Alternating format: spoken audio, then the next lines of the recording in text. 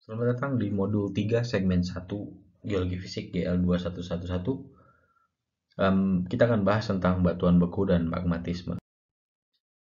Bagian ini akan membahas tentang pembentukan magma dan lingkungan tektoniknya, lalu bagaimana dari magma batuan beku bisa terbentuk. Magmatisme merupakan proses pembentukan magma dan solidifikasinya.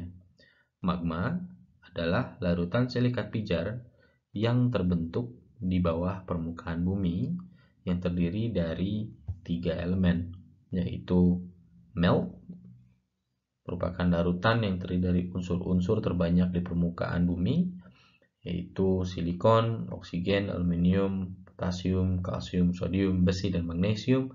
Lalu elemen solid merupakan kristal dari mineral silikat ini yang sudah terbentuk sebelumnya.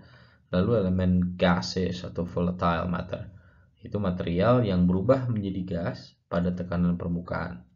Contohnya adalah air, karbon dioksida, dan sulfur dioksida.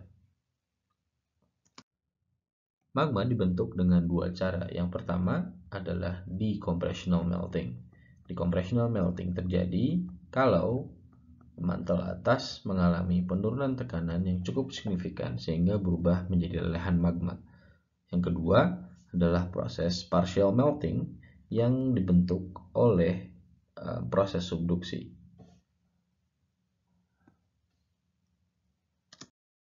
Komposisi magma dapat berubah seiring waktu karena proses yang kita kenal dengan fractional crystallizations. Magma mafic pada umumnya akan berubah komposisi magmanya menjadi lebih felsik setelah kristal-kristal mineral mafic terbentuk terlebih dahulu, kemudian meninggalkan larutan sisa magma dengan komposisi yang lebih felsik. Kristalisasi terjadi dari luar ke dalam. Tubuh magma yang kontak dengan batuan samping akan mengkristal terlebih dahulu dan meninggalkan larutan sisa magma yang mengalami defisiensi elemen-elemen tertentu.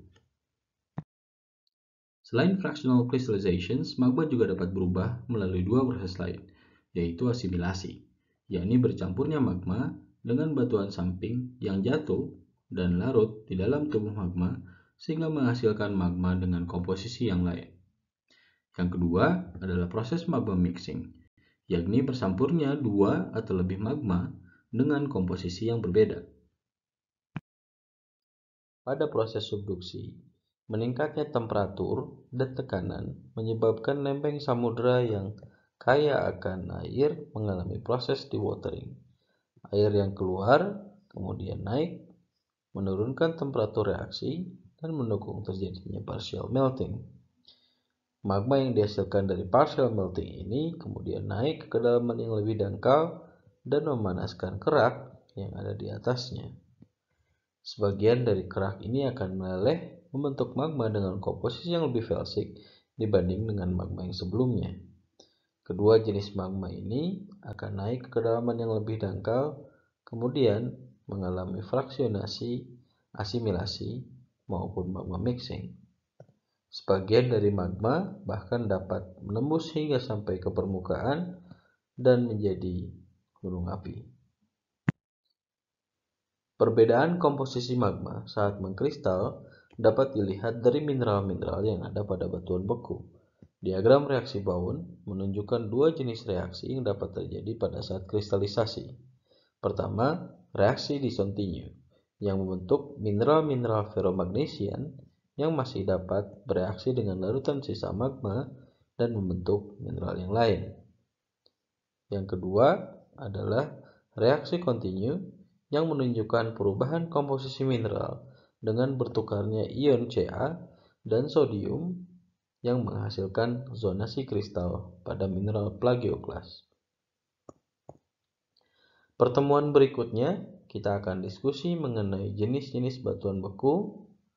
Stay safe and healthy. Sampai jumpa.